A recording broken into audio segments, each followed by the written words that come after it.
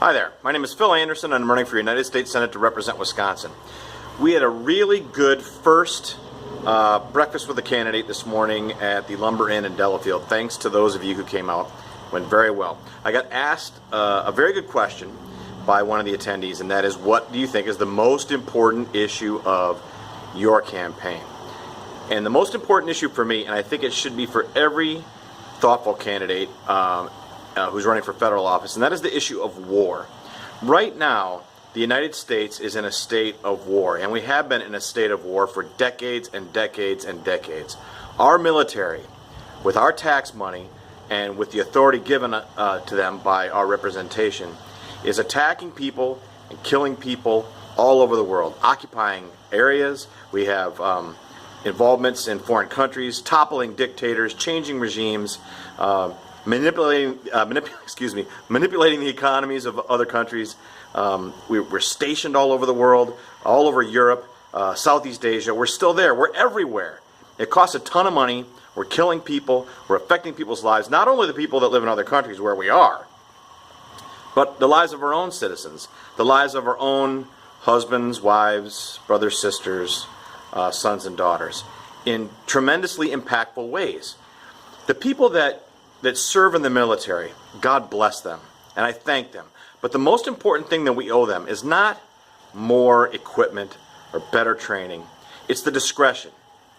It's the morality to not send them and waste that thing that they're offering, that most precious thing. Not only their lives, but their time, their opportunity to be with their children and their loved ones. All of that we won't sacrifice it unless it's absolutely necessary. And we do that all the time right now. What came up recently is the bill that allowed women to be included in the draft. Now, I don't have a problem with women being included in the draft if there has to be a draft, but there doesn't have to be a draft. We have a very good volunteer armed forces. They do a fantastic job. There's no need for there to be a draft. There should never be a draft. It's basically taking people into slavery, into custody, and making them fight. Is that American at all? It's not at all. Another aspect of the warfare state that we're enduring as citizens of the United States and that we're inflicting on the rest of the world is our Congress. Congress does two things. Well, one they do and one they don't do. Number one, they're not taking responsibility for the authority granted to them in Article 1 of the Constitution, and that is the authority, the sole authority to declare war. They're not telling the White House or the military, you can't do this because we haven't declared it. There's been none of that. They've totally given up their responsibility for doing that. Second of all, and this is widely known, the Pentagon asks for money every year in the military budget, and the Congress insists on giving them more. Weapon systems they don't want, money they don't want, things they don't need, programs they don't need. It's ridiculous. I think what some people labor under the misconception that the military is always looking to grow and expand, and there's no new program or new weapon program that they don't want. That is not true. The Pentagon doesn't want things that they can't use. They don't want things that bog down its mission.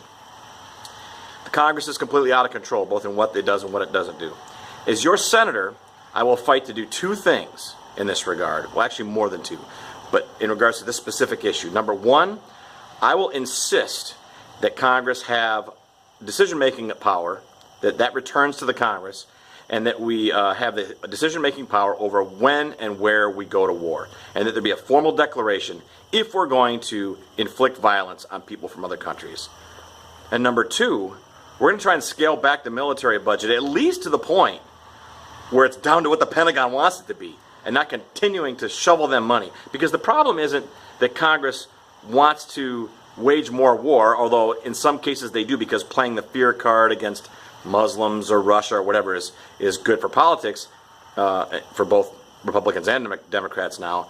But what they're doing is they're also bringing pork home. There are a lot of congressmen, senators, and representatives who have manufacturing and businesses in their districts that profit either directly or indirectly from producing military equipment and from us being overseas.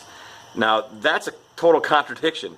I don't think that most people want jobs that directly result in Congress forcing military action down the throat of the Pentagon and making the Pentagon go out and the Defense Department go out and have wars that it doesn't really want to have. I mean, this is completely out of control. Now, that was a little bit of an overstatement, what I just said, but nonetheless, I think the people of America don't want to have jobs solely because we're willing to go kill people in other countries.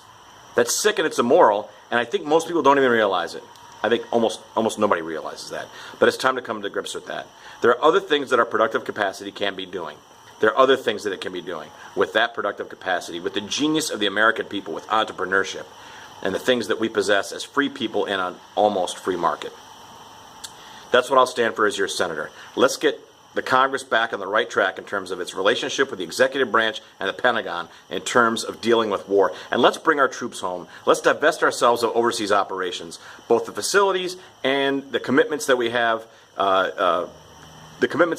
to interrupt foreign governments, to topple regimes. This is all immoral. It's costly, not only to our reputation in the world. It doesn't not only create more terrorists, which it does, but it also costs us in tax dollars. It costs us in the lives of our men and women, and young and old, in the time that they don't get to spend with their loved ones, and the fact that they come home in a box occasionally, sadly, but also come home sick, come home depressed, come home to a VA that does a crappy job of serving them. Even in Wisconsin, overprescribes opioids in order to get them over the depression that the same branch of the government that sponsors the VA helped create in the first place. It's a sick, twisted mess. And the only solution is to go in there and speak the truth about it. To speak the truth to the American people, to the other members of Congress, and own up to what we've been doing, and to take a better path towards true Americanism worldwide. And that is with justice, with free markets, with open communication, and with the truth. That's what I stand for. That's what I'll fight for as the first libertarian, hopefully not only the first, but the first generation of libertarian senators and representatives in Congress.